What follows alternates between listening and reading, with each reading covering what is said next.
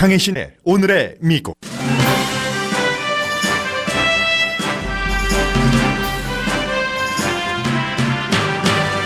트럼프 대통령에게 충성도 있지만 다른 목소리도 내왔던 니키 헤일리 주 유엔 미국 대사가 사임합니다.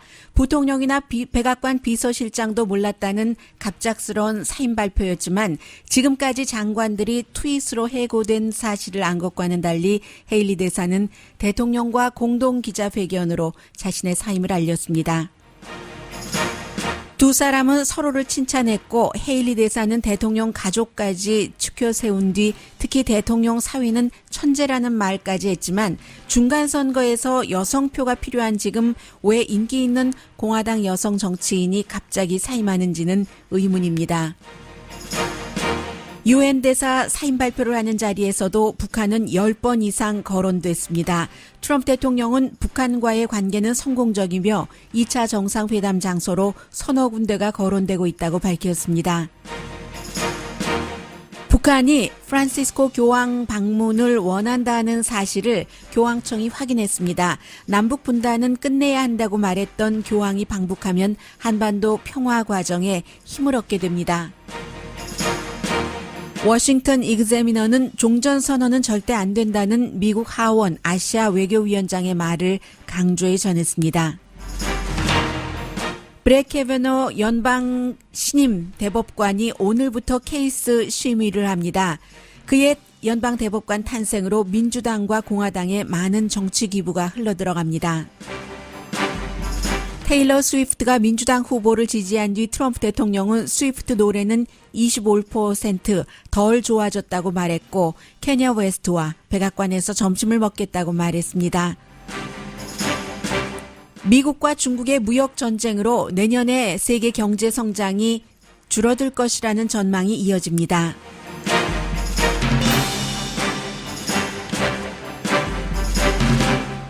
여러분 안녕하십니까? 오늘의 미국 강혜신입니다. 오늘 아침에 갑자기 미국에서 니키 헤일리 유엔 주재 대사가 사임한다는 발표가 나와서요.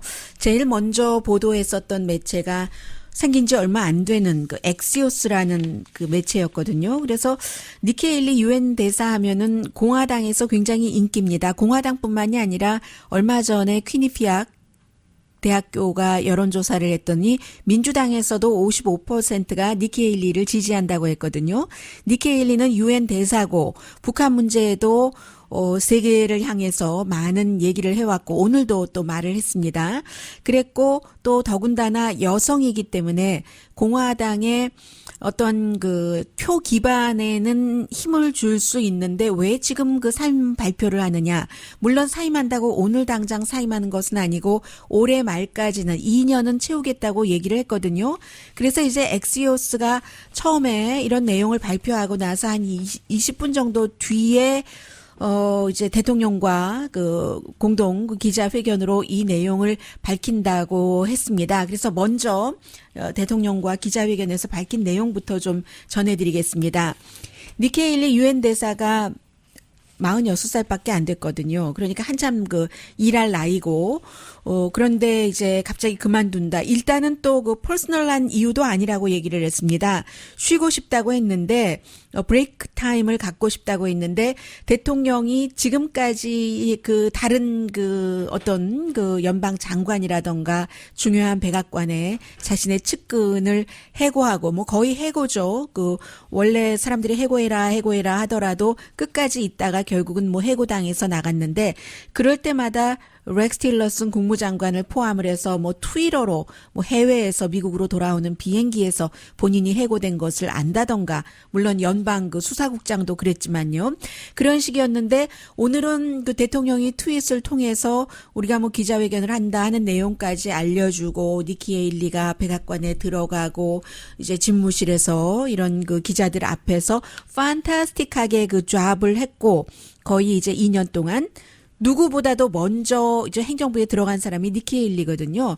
대통령이 취임하고 나서 나흘 만인가요? 그것도 아주 쉽게 상원 인준을 통과를 했었던 사람이 니키 헤일리입니다. 왜냐하면 그 전까지 계속 그 트럼프 대통령을 많이 그 비난도 했었고 한 여성입니다.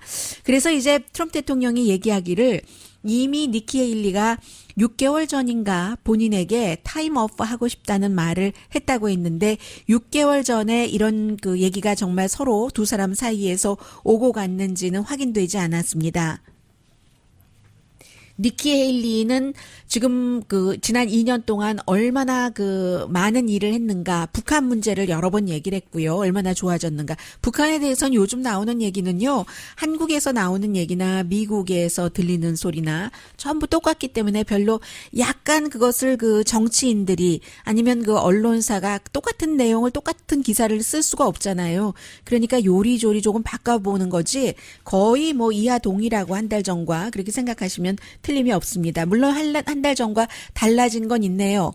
그 당시에 이제 북한이 마이크 폼페오를 받아들이지 않기로 했던 것이 문재인 대통령의 방북 이후에 분위기가 바뀌었으니까요. 그러나 비핵화에 대한 기본은 변한 게 없습니다. 아무튼 니키 헤일리는 북한도 큰 문제였는데 여기까지 좋은 성과를 냈다 하는 얘기도 했고요. 대통령도 뭐 다시 돌아올 수도 있지 다른 포지션으로 그런 얘기도 했고 니키 헤일리가 유엔 주재 미국 대사로 있는 동안에 중국이라든가 러시아, 인도 다른 나라들도 얼마나 이 미국 대사를 존중했는지 모른다 그런 말들도 했고 대통령이 이제 잔뜩 그 칭찬을 한 뒤에 니키 헤일리 유엔 주재 대사가 땡큐. 내가 이렇게 그 국가를 위해서 일을 할 수 있었던 것이 트럼프 행정부에서 너무 영광이었다고 하면서 니키 헤일리도 마찬가지로 얘기를 합니다. 지금 미국이 다른 나라로부터 얼마나 존중받고 있는가. 그런데 거기에 이런 말은 덧붙이더군요. 좋아하지는 않더라도 존중을 받고 있다. 시리아 문제, 뭐 나토도 미국이 잘했고 무역 협상에 대해서도 잘하고 있는 것이고 유엔에 대해서도 효율적으로 하라고 하고 그렇죠. 유엔에서 그 무슨 인권 관련 위원회에서 대통령이 탈퇴해라 하니까 그 탈퇴 주도해서 한 것도 니키 헤일리이긴 합니다.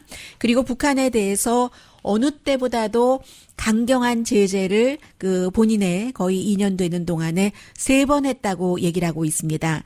특히 이스라엘에 대해서 편견이 많았는데 이스라엘에 부당하게 미국이 이스라엘이 원하는 식으로 예루살렘으로 미국 대사관을 옮김으로 인해서 그런 것들도 많이 수정됐고 그로 인해서 미국의 입장은 2년 전보다 굉장히 강하게 됐다고 얘기를 했습니다. 그리고는요. 유엔 대사면 장관직이거든요. 어떤 때는 그 국무장관보다도 조금 강할 때가 있고 조금 약할 때가 있고 해서 지금은 이제 국무장관 아래 거의 비슷한 직급의 아래 정도가 되는데 이런 사람이 그 사임을 발표하는 자리에서 전 또 이런 얘기하는 것은 처음 봤습니다. 제가 다 못 봐서 그런지는 모르겠습니다만은 멜라니아 트럼프 여사도 정말 고맙다. 그리고 자레드 쿠슈너와 이방카에 대해서 여러 번 얘기를 했는데 특히 자레드 쿠슈너 같은 경우는 천재다. 지니어스다. 그가 중동 이슈를 포함을 해서 뒤에서 얼마나 중요한 일을 하고 있는지 이방카도 마찬가지로 정말로 아주 그 중요한 일을 하고 있어서 이 행정부가 성공하는데 두 사람이 큰 힘을 쓰고 있다. 본인의 사임 발표에서 이 얘기를 왜 했는지는 모르지만 아무튼 했습니다. 그리고는 연말까지는 떠나지 않는다는 것을 강조를 하고 기자들이 물어보지도 않는데 2020년도 대선에 나는 안 나갑니다. 트럼프 대통령의 재선을 돕겠습니다. 하고 얘기를 한 뒤에 개인적인 이유는 아닙니다. 다만 2년 동안 유엔에서 내가 대사로 그 일을 했는데 어떠한 그 순번, 그 로테이트가 필요하다. 새로운 에너지가 필요하기 때문에 지금 사임하겠다고 발표를 하는 거다라고 얘기를 했습니다. 이렇게 얘기하고 나서 많은 사람들이 여러 가지 그 질문을 하는데 특히 이제 그 북한에 대한 질문이 많았어요. 뭐 팍스의 기자이건 다른 매체의 기자이건 만날 것이냐 만난다. 그리고 지금까지 수없이 대통령이 계속 강조하는 관계 좋다. 유에 돌아오고 있다. 뭐 싱가포르 회담 언론은 별것 없다고 하지만 얼마나 그 이후에 스피디하게 좋은 관계 같은 것이 진행이 됐고 마이크 폼페오도 김정은 그 위원장을 만나 만나서 좋은 그 미팅을 했는데 오늘 밤에 워싱턴으로 돌아오니까 어제도 통화를 했지만 뭐 내일 정도에 중요한 발표를 할 수도 있을 테고 어디서 만나느냐 이것도 싱가포르 아주 좋은 장소였지만 이번에는 싱가포르 말고 다른 장소 검토하고 있다고 했습니다. Probably a different location. Singapore was fantastic, but we'll probably do a different location. You get it tomorrow on? He'd probably like that. I'd like that too. I think it would be good, but we'll see. We're talking about 3 or 4 different locations. 세 군데나 네 군데의 로케이션에 대해서 얘기를 하고 And 있죠. this meeting really is to, people don't realize the importance of the first meeting. I mean, we said point number 계속 1. 강조를 합니다. 이 퍼스트 미팅이 얼마나 그 중요했는지라는 것을 강조를 하고 그리고 경제 제재가 없다는 것도 얘기를 해요. I would say we'll name a successor.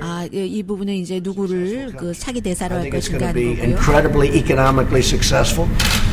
And I want to make it that way. I think it's going to be good. Other countries, 북한도 그 남한처럼 경제적으로도 성공할 수 있다. 뭐 그런 얘기도 I will tell you, 했고요. they're calling, wanting to go there and wanting to invest. At some point, when Chairman Kim makes that decision, I think he's going to unleash something that's going to be spectacular, really spectacular.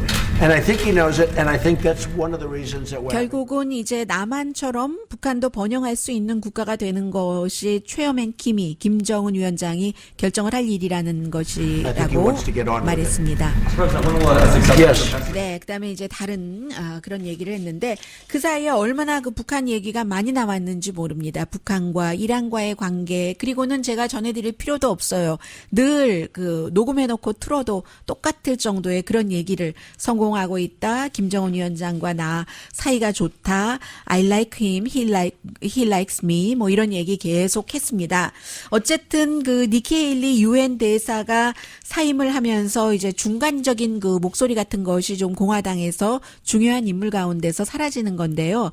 니키 헤일리 대사는 지난번에 그 찰스톤에서 대통령이 뭐 백인 우월주의자도 뭐 흑인 아니죠. 그 백인 우월주의자 사이에서도 굉장히 그 좋은 사람들이 많다 했을 때도 별로 대통령에 동조하지 않았고 이 사람이 사우스캐롤라이나가 얼마나 보수적인 곳입니까? 거기서 첫 번째로 여성 주지사가 된 사람이었고 굉장히 그 보수성이 강한데 찰스톤 교회에서 백인 우월자들이 이제 교회에 가서 목사도 또 그 당시에 그 상원 의원도 총으로 쏴서 숨지게 하고 흑인 교회요. 그렇게 하자 그 뒤에 그 남북 연맹기를 사우스 캐롤라이나 의사당에서 내려버린 사람입니다. 선거할 때는 예비 선거 때는 마르코 루비오 그 플로리다주의 상원 의원을 지지하면서 양심 있는 사람 그런 후보를 나는 지지한다 해서 그 당시에 그 후보였던 도널드 트럼프가 사우스 캐롤라이나는 니키 헤일리에 대해서 창피한 줄 알아라 이렇게 얘기를 했고 본선에서도 트럼프 팬은 아니었어요. 그런데 선거 끝나자마자 바로 그 발탁돼서 굉장히 뭐 열심히 충성도 했죠. 그리고 때로는 여성에 관한 그런 얘기가 나올 때는 대통령과 다른 의견도 얘기를 했는데 어쩌면 지금 그 연방 대법원이 새롭게 그 대법관이 캐버너 대법관이 여성 그 뭐 폭행 뭐 강간 이런 문제로 물론 재판이 아니었기 때문에 유죄도 무죄도 평결나진 않았습니다만은 그런 문제가 있었을 때 혹시 니키 헤일리와 그 트럼프 대통령 사이에서 뭔가 서로 그 다른 부분이 있었던 것은 아닌가 뭐 이런 얘기들도 많이 나오고 있고요. 여성표가 지금 너무나 중요한데 지금 발표를 해버렸기 때문에 이렇게 엑시오스가 보도를 하니까 어쩔 수가 없는 거예요. 그 뒤에는 이제 쭉 추정들이 예상 게싱 게임이 시작이 되잖아요. 게싱 게임 시작되기 전에 좀 우아한 모습으로 니키 헤일리도 굉장히 영리한 정치인인 거죠. 본인은 뭐 렉스 틸러슨처럼 트위터에서 그렇게 버려지진 않겠다 하는 이런 것을 잘한 거예요. 대통령 가족들에게까지 감사한다는 표현을 하면서 또 하나 중요한 것은 지금 부통령도 존 켈리도 니키 헤일리가 이제 그 사임한다는 것을 몰랐다는 것 아니겠어요? 뭐 지난주에 그 대통령에게 얘기를 했다는 사람들도 있기는 있습니다만 아무튼 지금 그런 정도로 돼 있고요. 니키 헤일리는 46살밖에 되지 않았기 때문에 오늘 본인이 그 2020년도 대통령 선거에 나가지 않는다고 얘기를 했지만 뭐 46살인데요. 뭐 2024년도를 볼 수도 있는 것이고 아무튼 누구보다도 가장 그 우아하게 지금 그 탈출이 아니라 탈출이라는 것은 말이 안 되네요. 아무튼 사임을 누구보다도 우아하게 한 사람이다. 이런 표현을 할 수 있겠고요.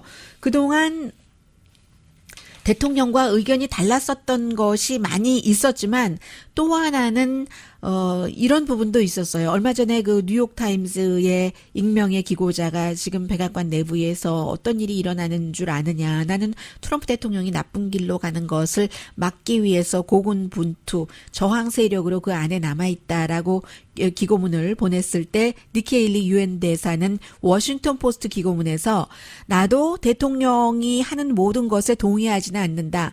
그러나 동의하지 않으면 전화 걸어서 말하거나 만나서 말한다. 대통령이 문을 걸어 잠그고 있는 사람도 아니고 모두에게 자신에게 동의하라고 하지도 않는다. 그러니까 그렇게 숨어서 말하지 말고 직접 나가서 말해야 된다라고 그 글도 썼었거든요. 워싱턴 포스트에. 그런데 어쩜 나도 대통령의 모든 것에 동의하지 않는다. 이 부분은 뭐 트럼프 대통령이 좋아하지 않았을 수도 있고요. 좀 시간이 걸리면 뭐 기자들의 취재 능력이 대단하기 때문에 그 부분은 알게 될 것 같고요. 잠시 뒤에 북한 관련 그리고 새로운 연방 신임 대법관이 얼마나 미국 정치의 일반인들에게도 어떤 활력을 주고 있는지, 그로 인해서 미국은 어떻게 변하고 그 변화는 북미 관계에 어떤 영향을 미칠지까지 잠시 뒤에 전해드리겠습니다.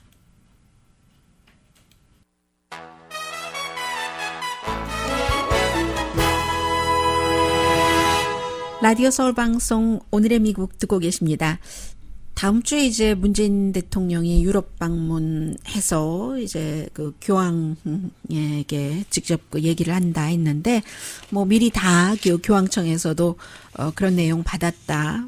곧 발표를 하겠죠. 프란시스코 교황이 북한 방문을 할지 안 할지요. 지난번에 이제 문재인 대통령 만났을 때 김정은 위원장이 그런 것을 원한다 요청을 했다는 얘기인데, 이렇게 정치인들은 뭔가 일이 있을 때 지난 그 3차 방문을 하고 나서 이 얘기를 어제 이제 처음 얘기를 한 거잖아요. 문재인 대통령도 다 이렇게 보면서 하는 거죠. 예, 뭐 이렇게. 그래서 아마 마이크 폼페이오 국무장관이 오늘 그 워싱턴에 돌아오고 나면은 분명히 그 이후에 밤일 테니까는요.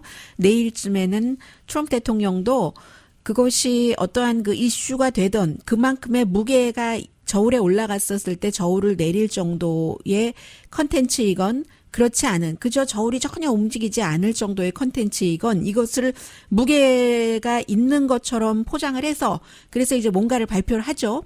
그런 식으로 이제 문재인 대통령이 이것은 아주 큰 이슈입니다. 요한 바오로 교황이 지난번에 그 요청을 받았었잖아요. 그리고 새로운 것도 아니에요. 북한이 일하는 것을 보면은 핵 문제에 있어서나 다른 외교에 있어서나 어떠한 그 본인들의 그 원칙 같은 것을 그냥 쭉 가는 것 같아요. 전략이 변화가 없다는 거죠. 중요한 것에 있어서는. 중요한 것은 뭐 국가에 관한 여러 가지 목표 이런 것들이 있기 때문에 변화가 있을 수가 없죠. 그에 비해서 전술이 조금 바뀌는 거죠.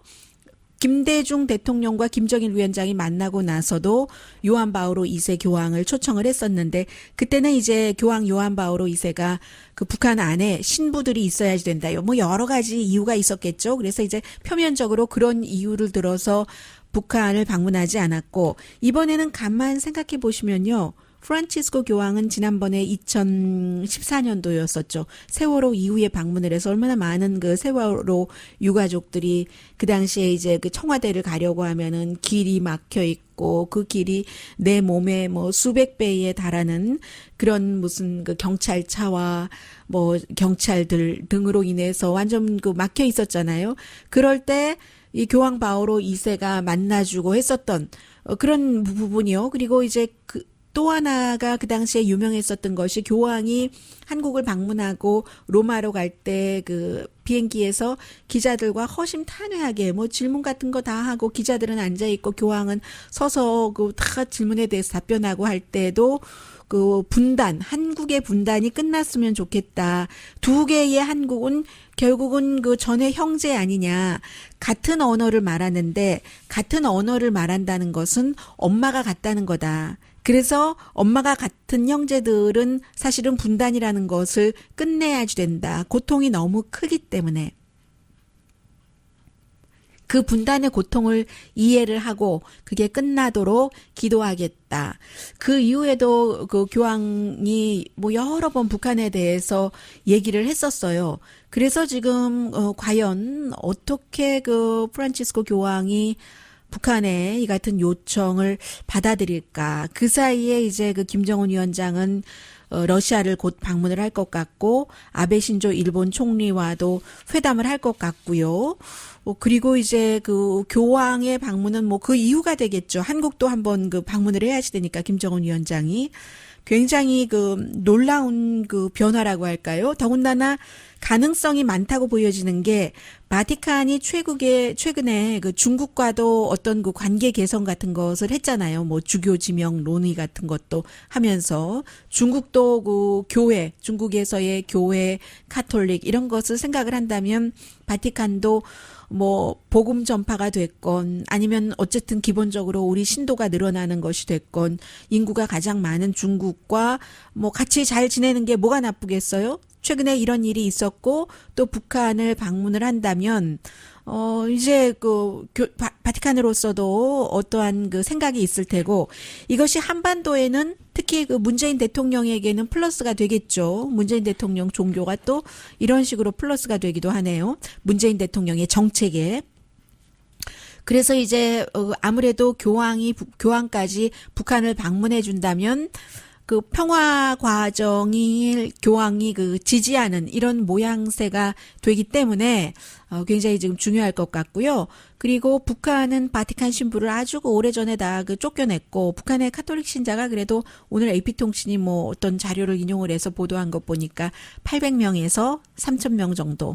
남한은요, 한 500만 명 정도는 되잖아요. 그래서 이게 굉장히 중요한 것 같고 오늘 그 프란치스코 교황의 그 북한 방문만 얘기한 게 아니라 이게 만약에 방문이 성사가 된다면 미국의 복음주의자인 그 얼마 전에 그 돌아가신 빌리 그레암 목사의 북한 방문 그 이후에 가장 큰 그 종교 지도자의 방문이라는 뉴스가 되겠죠. 뭐 대단하겠죠. 세계적으로. 그런 게 될 것 같고 오늘 아침에 그 니키 헤일리와 트럼프 대통령이 기자회견을 하면서요. 그게 뭐 약 1시간 반 정도 전인데요. 제가 방송 들어오기 뭐 얼마 전이었나요? 1시간 전쯤 됐나요? 그랬을 때인데 그때도 트럼프 대통령이 어떤 기자들이 얘기를 했어요.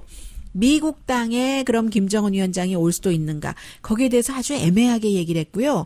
평소에도 트럼프 대통령이 질문을 하면은 그 질문에 대해서 다른 얘기 막 하다가 길을 다른 데로 갈 때가 있는데 오늘도 좀 그랬거든요. 그게 뭐 다른 얘기를 하다가 길을 다른 데로 간 것인지 아마 오늘은 그 답변을 그 피한 것인지는 잘 모르겠습니다. 그리고 평양 언급도 했어요.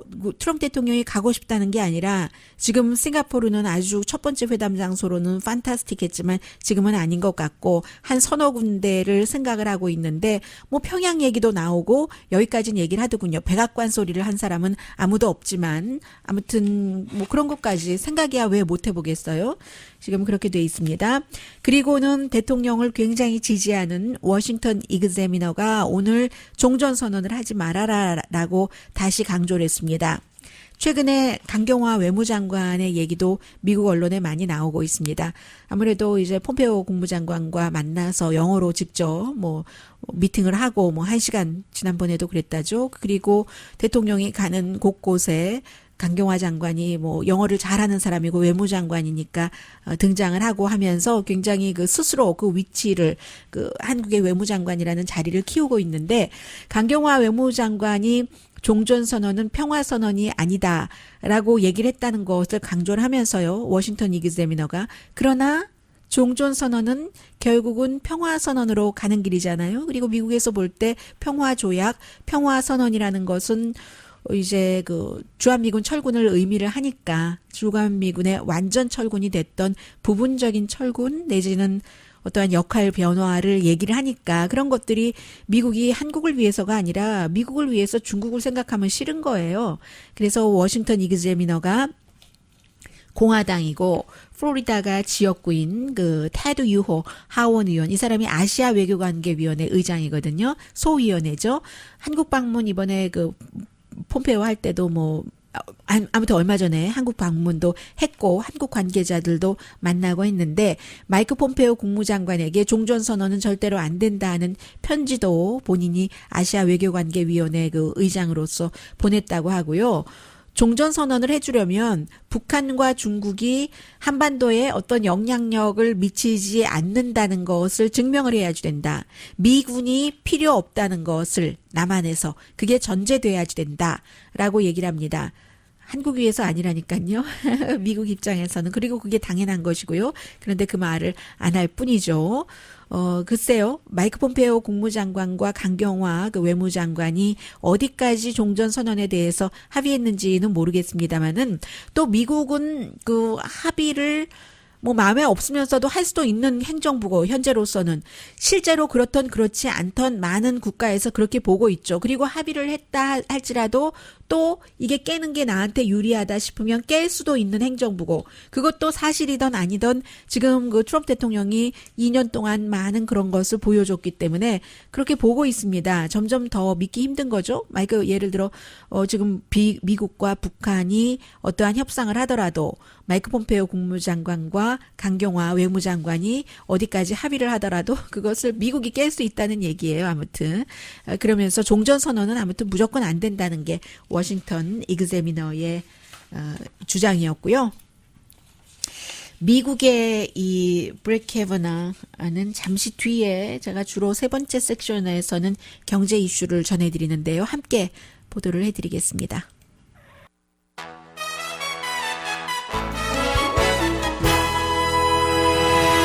라디오 서울방송 오늘의 미국 듣고 계십니다. 미국 연방 그 회계 첫 날이 10월 1일에 시작이 되기 때문에요. 오늘 벌써 9일입니다.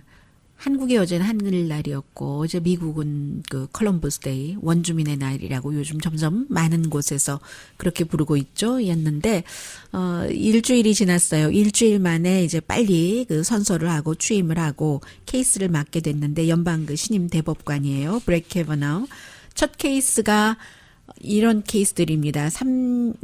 폭력 전과가 있는 사람이 총기 소지를 하면 이 사람이 이제 총기 소지 권리를 굉장히 주장하는 사람이니까요. 연방 신임 대법관이. 그리고 국토안보부가 범법 사실이 있는 서류 미비자를 보석 청문회 없이 구류한다면 뭐 이런 그 케이스들이거든요.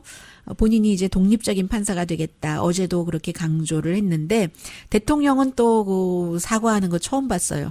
대통령이 국가를 대표해서 캐버나 대법관과 그의 가족에게 사과한다. 민주당이 악마처럼 이불이라고 요즘 표현하니까 대통령이 그렇게 표현하니까 또 대통령 지지자도 언론에 대해서도 이불이라고 하고 또 민주당에 대해서도 이불이라고 하고 미국 전체적으로 민주당이 됐건 공화당이 됐건 몸싸움하고 말싸움하고 하는 것이 많이 늘어난 것은 사실입니다. 그래도 괜찮다고 무의식적으로 생각을 하게 되는 것 같아요. 텔레비전에서 늘 보고 있기 때문에.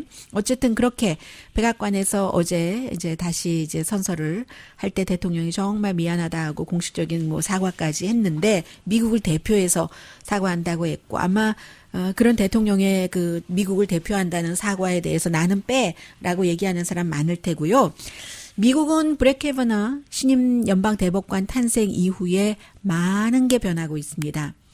우선 돈의 흐름이 빨라졌는데요. 그리고 아주 강력한 쪽으로 흘러가는데 민주당이 많은 선거 기금이 모였다고 얘기를 합니다. 특히 이제 닥터 포드의 청문회 이후 이런 부분을 그 무당파 가운데서는 싫어하는 사람들도 많아요.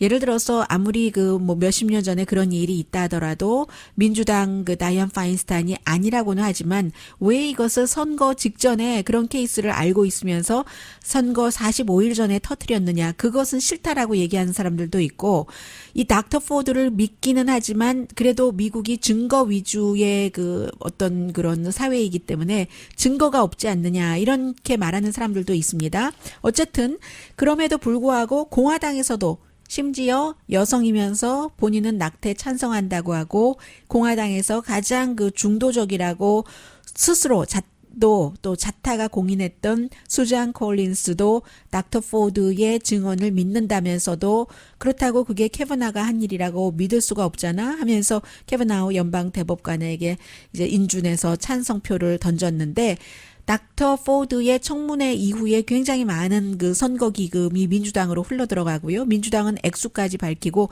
공화당은 나름대로 우리도 마찬가지 많이 들어온다 하면서 액수는 밝히지 않습니다. 특히 한 사람은 굉장히 인상적인 두 사람이죠. 한 사람은 공화당 여성, 한 사람은 민주당 여성인데 공화당 여성은 리자 머코스키, 알래스카가 지역구 있는 리자 머코스키는 유일하게 공화당에서 노 투표를 해서 대통령이 리자 머코스키를 그 알래스카 사람들은 영원히 아주 나쁜 사람으로 기억할 거야. 뭐 이런 트윗까지 했는데 또 한 사람은 대통령이 굉장히 인기가 있는 노스다코타에서 민주당으로서 상원 의원을 하는 그 하이캠프 의원입니다. 현 의원이 얼마 전까지는 공화당 그 도전자보다 크게 앞서가다가 최근에는 거의 비슷하거나 1포인트, 2포인트 지고 있거든요.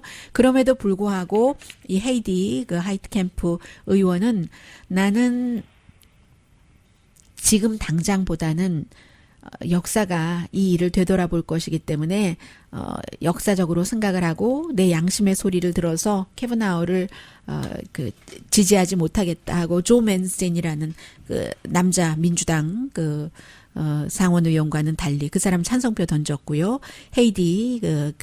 하이캠프 의원은 반대표를 던졌죠. 그래서 더 어려워졌죠. 아무래도 그곳이 레드 스테이트니까 노스다코타가 캘리포니아가 지역구인 카멜라 해리스 법사위원회 소속 아주 그 질문도 잘했죠. 이 카멜라 해리스 의원이 하이트캠프 의원을 위해서 선거 기금을 모았는데요. 하루 만에 뭐 40만 달러를 모았나 그렇거든요. 뭐 전국 위원회에도 굉장히 많은 돈이 모여졌고요. 지금 그렇습니다. 그리고 이 신임 대법관은 모두 여성 클락만 고용하겠다라는 얘기가 어제 나오던데 이것도 적절치 않은 것 같아요. 본인이 어포머티브 액션에는 반대랍니다. 물론 어포머티브 액션에는 뭐 여성, 소수 인종 어쨌든지 뭔가 힘없는 소수의 권리를 보호한다는 그 어포머티브 액션에는 반대하면서 여성 서기만 다 둔다는 것은 이것은 또 부당하잖아요. 사람이 남자도 쓰고 여자도 쓰는 거지 어떻게 전부 본인의 연방 대법관의 클럭을 여성으로만 채웁니까? 이것은 적절치 않은 것 같아요. 아무튼 지금 그런 발표를 의식을 하고 있는 거죠. 본인에 대해서 지금 여성들이 보고 있다는 것을 지금 그렇게 돼 있고요.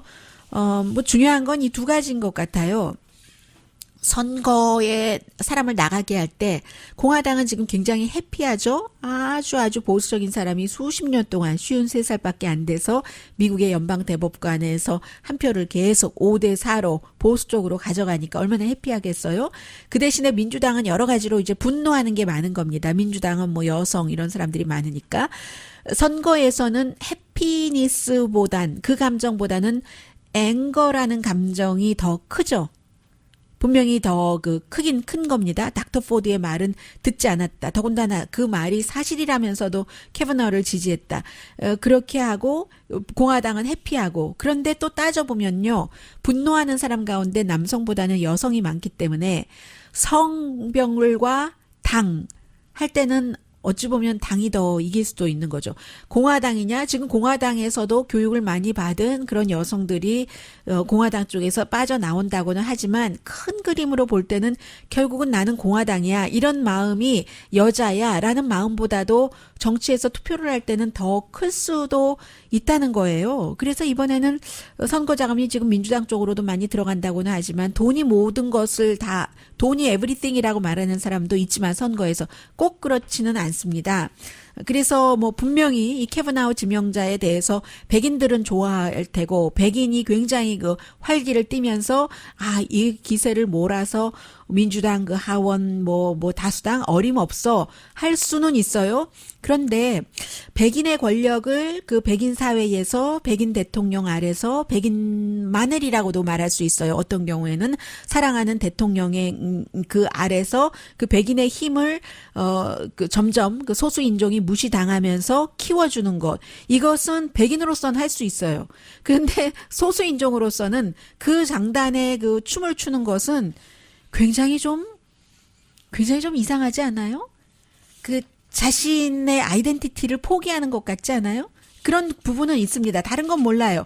지금 테일러 스위프트가 얘기한 것처럼 모든 이슈에 다 동의할 수가 없어요. 트럼프 대통령이 하는 일이라고 다 반대할 수도 없고, 이것에는 반대하지만, 인종차별에는 반대하지만 북한과 뭐 평화롭게 문제를 풀겠다, 전쟁 대신 거기에는 찬성을 할 수도 있고, 그런 것은 다를 수 있지만 어떻게 백인이 백인 우월주의를 갖고 있고 소수인종을 무시하는 것에 찬성을 하면서 계속 아니라고 얘기하는 거, 이거는 정말 아닌 것 같아요. 정말 아닌 것 같아요.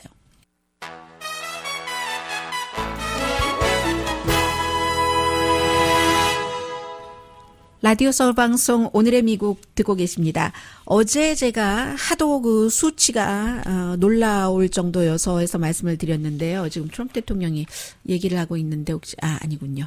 북한에 관련 얘기가 아니었습니다. 아침에 있었던 니키 헤일리 유엔 대사와의 그 인터뷰가 아니라 기자회견에서 조금 허리케인에 관해서 얘기를 했거든요. 그 부분이었습니다. 런 폴 전 그 연방 하원 의원이 내년에 주식시장이 50% 이상 폭락할 것이고 걷잡을 수 없다. 수치 때문에 말씀을 드렸다라고 얘기를 드렸었는데요. 이 IMF도 내년에 경제가 미국도 중국도 세계가 전부 슬로우 다운 할 것이다라고 얘기를 합니다. 미국과 중국의 무역 전쟁 때문에 넘버 1, 넘버 2 경제 대국이 이렇게 전쟁을 하니까요. 물론 지금도 미국과 중국의 경제는 확장되고 있습니다. 그런데 올해 그 대통령이 뭐 4% 이상이라고 했는데 4% 안 될 것 같아요. 약 뭐 2.9%, 3% 이 정도라고 하면은 그러면은 이제 더 내년에는 2.5% 정도로 내려갈 것이다. 이렇게 계속 전쟁을 한다면 0.4%포인트 내려가는 것이고요. 중국은 2018년도에 경제 성장률이 6.9%로 예상이 되는데 내년에는 6.2%, 0.7%포인트. 미국보다 좀 타격이 많은 거죠. 미국의 뭐 수출을 많이 더 미국보다 한 4배는 하는 나라니까는요. 그래서 왜냐하면 이게 싸우는 정책이고 또 개다되고 거시 경제에 있어서의 불확실성이라는 것은 누가 좋아하겠어요? 불확실성을 어깨에다가 메고 누가 투자를 하겠습니까? 그런 저런 이유로 이미 피해의 조각들이 나오고 있다. IMF가 보고서를 발표한 겁니다. 재정 마켓이나 뭐 비즈니스 업계 전부 심리적으로 위축이 되고 불안정하고 투자 무역도 줄어들고 이게 이제 IMF 총재가 얘기를 한 겁니다. 두 나라가 싸우면 모든 나라가 고통받는다. 전쟁. 그리고 무역 전쟁은 아주 좋은 거고 이기기 쉽다. 대통령이 얘기를 했었잖아요. 전쟁은 말의 전쟁인 건 군사 전쟁인 건 경제 전쟁인 건 무역 전쟁인 건 파괴인데 파괴가 경제의 그 가장 선한 부분이 생산인데 파괴하고 생산은 반대잖아요. 기본적으로 전쟁이 좋을 수가 없겠다는 뭐 그 정도 느낌은 들고요. 자, 이제 미국에서는 다른 나라들도 그렇지만 다 또 젊어요. 대통령은 70이 넘었는데 테일러 스위프트 싱어송라이터가 인스타그램에 내가 테네시지만 원래 태어나기는 펜실베니아에서 태어났어요. 그런데 테네시에서 뭐 컨트리 뮤직부터 시작을 해서 이렇게 활발하게 정말로 아주 줏대가 있는 가수잖아요. 테일러 스위프트가 요즘 뭐 BTS에 많이 밀린다고 하지만 이 테일러 스위프트 음악을 좋아했는데 트럼프 대통령이 얘기하기를 테일러 스위프트가 테네시주에서 공화당이 아니라 이제까지 정치적인 그런 거 하나도 얘기하지 않다가 민주당 후보 2명을 지지한다고 하니까 그의 노래를 25% 덜 좋아하겠다라고 했고요. 지금 백악관 대변인인 세라 허커비의 아빠 마이크 허커비는 상관없다. 누가 13살 소녀들 투표도 못하니까 테일러 스위프트 팬들이 13살 소녀들이라는 얘기인데 꼭 그런 것 같지는 않고요. 그런데 하루 사이에 이 인터넷 있고 나서 등록이요. 6만 5천 명 유권자 등록이 있었답니다. 10배 다른 때보다 많았어요. 대통령이 그러면서 당장 목요일에 그 캐니어 웨스트를 초대를 했어요. 초대를 해서 뭐 킴 카다시안을 여러 번 초대했었잖아요. 밥 먹으면서 목요일에 점심 먹으면서 자레드 쿠슈너도 만나고요. 갱 폭력 막기, 교도소 개혁 이런 것을 캐니어 웨스트와 의논을 한다고 하네요. 강희신이었습니다.